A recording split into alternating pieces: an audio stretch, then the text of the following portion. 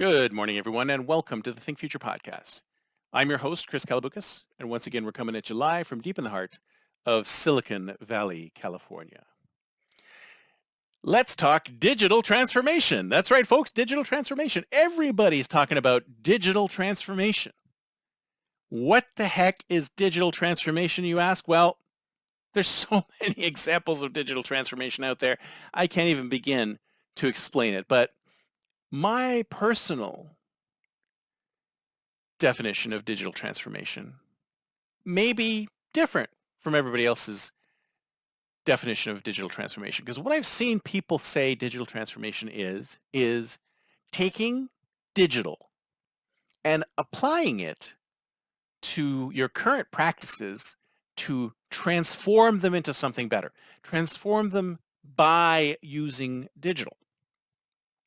And if you ask me, that is not the definition of digital transformation. Or maybe it could be one definition of digital transformation, but is it a definition of digital transformation that will really transform your business? No, I don't think so. I don't think so. Because digital is simply an application of technology.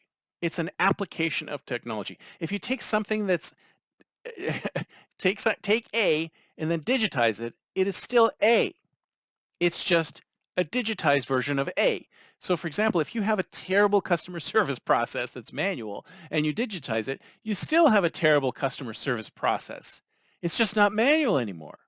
It's still terrible. It's just manual. It's just not manual. It's automated. That doesn't make it any better. It might make it faster.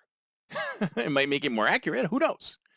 But the reality is that I think too many people are looking at digital transformation from the digital first and then the transformation second, because it's always easy to look at digital. Digital is simple. Technology, technology, technology, technology. Everyone goes, oh, technology is so complicated. AI is so complicated. IoT is so complicated. Sensors are so complicated. All of these things are so complicated. But in reality, they're not complicated. They all have their own rules. They have their boundaries. They know what they are.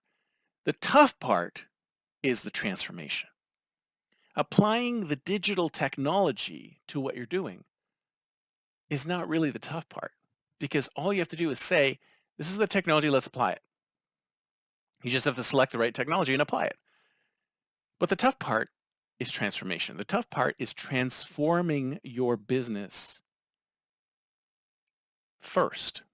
And that's why I think digital transformation projects and the definition of digital transformation fails with a lot of companies out there that are using that term, because they're not looking at the transformation first. They're not looking at how they're going to change the business first and then applying digital to that transformation. They're applying digital to the business that they have today. And that is wrong. At least in my view, it's wrong. Maybe there's some things that could benefit from not transforming and becoming digital. But the reality is that it's the transformation that's the most important part. The technology is simple. The application of technology is simple. The problem is the transformation. So let's say, for example, I don't know, let me think of it. Oh yeah, that's right. I was thinking about this public transit example. So I met somebody at a party in LA, and we were talking about public transit.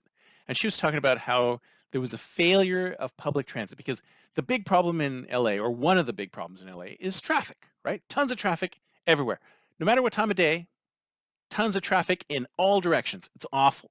And if you've ever driven around LA, you probably know this, right?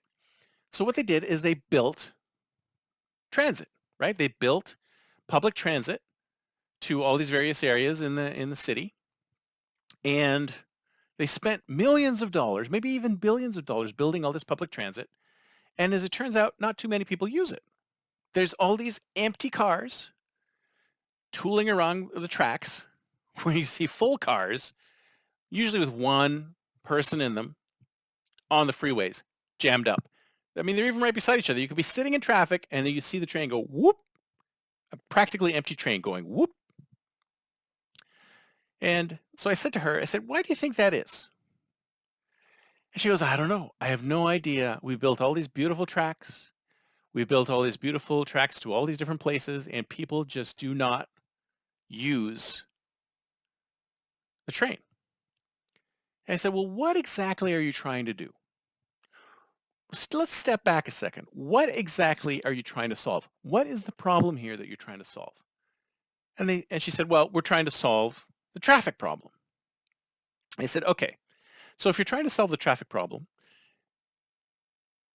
and your solution to the traffic problem is giving people alternative methods to get to work. And she's like, yes. And I'm like, okay, let's go back a second and think about why these people are getting in their cars and going to work. Because, well, they have to go to work. They have a job and they live here and they work here and they have to go from point A to point B. And I'm like, well, why do they have to go from point A to point B? Is there a real reason why they have to go from point A to point B? And she goes, well, I guess they have to go from point A to point B. And I said, but isn't it true that a big chunk of those people who go from point A to point B don't necessarily need to physically be in point B, right? Maybe they're software developers, maybe they're engineers, maybe they're managers, maybe they're white collar workers who don't actually need to physically do anything, but they could do their work from home. They could telecommute. And she's like, oh, I never thought of it that way. And I said, yeah, sure. Maybe there's lots of people who are going from point A to point B who need to physically be at point B. They fit because they have a job that requires them to physically be there. Maybe they're home help. Maybe they're like a gardener or landscaper person, whatever. There's people who need to physically be there, and there's other people who don't need to physically be there. So what would have been an alternative solution to the traffic problem? Telecommuting, right? Telecommuting. Let's say instead of spending millions of dollars on trains to that no one uses, why not spend those same millions of dollars or even a fraction of those millions of dollars working with businesses to help them build telecommute centers or give them money to build special telecommute facilities in their employees' homes? Why not do that instead? Because the end result is the same. The end result is less traffic on the roads. There's an example of a transformation which leads to a completely different application of digital technology. Instead of using it to make trains run on time, you're using it to help people telecommute. You're still getting more people off the roads, but you're doing it in a completely different way. And I think that's what's happening is that a lot of people don't see the core of the issue and other ways that it could be solved that are outside of their mandate. And the reason why they don't think about that is because they're politicians and they need to spend money and they need to do X, Y, Z, and that's what's expected of them. It's like if I only have a hammer, every problem is a nail. That's it for me for today. See you next time, and until then, don't forget to think future.